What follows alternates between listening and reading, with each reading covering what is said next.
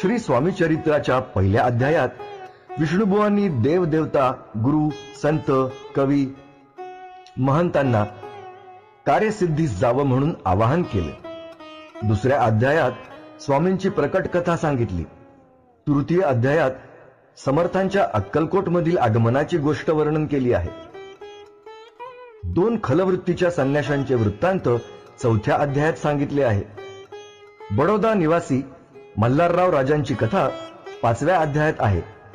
त्यांचे सरदार यशवंतराव यांची गोष्ट सहाव्या अध्यायात अंतर्भूत केली आहे।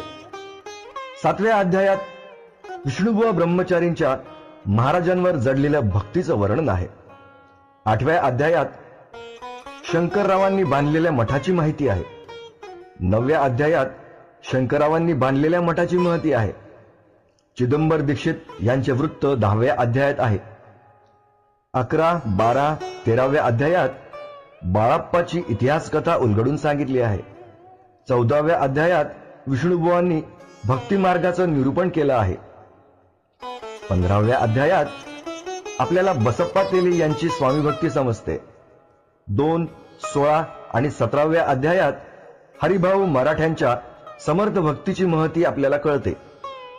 स्वामी सूत यांचे कनिष्ठ बंधू दादाबुवा समर्थ भक्त कसे झाले याची गोष्ट 18व्या अध्यायातून आपल्या समोर येते। वासुदेव बळवंत फडके आणि तात्यांचे सत्यस्वरूप 19व्या अध्यायात विष्णुबुवांनी सांगितलेलं आहे। एका निर्धन गृहस्थाच्या भाग्य उदयाचा चमत्कार 20व्या अध्यायात वर्णन केला आहे। ग्रंथ निर्मितीचं प्रयोजन सांगून विष्णुबुवा थोरात श्री स्वामी चरित्र सारामृताची समाप्ती करताना म्हणतात, स्वामी चरित्र सुंदर उद्यान, त्यातील कुसुमे वेचून, सुंदर माळा करोन, आला घेऊनी विष्णू कवी, आपुल्या कंठी तत्काल, घालोनी चरणी ठेविला भाल, सदोदित याचा प्रतिपाल, करावा बाळ आपुले। श्री स्वामी समर्थ।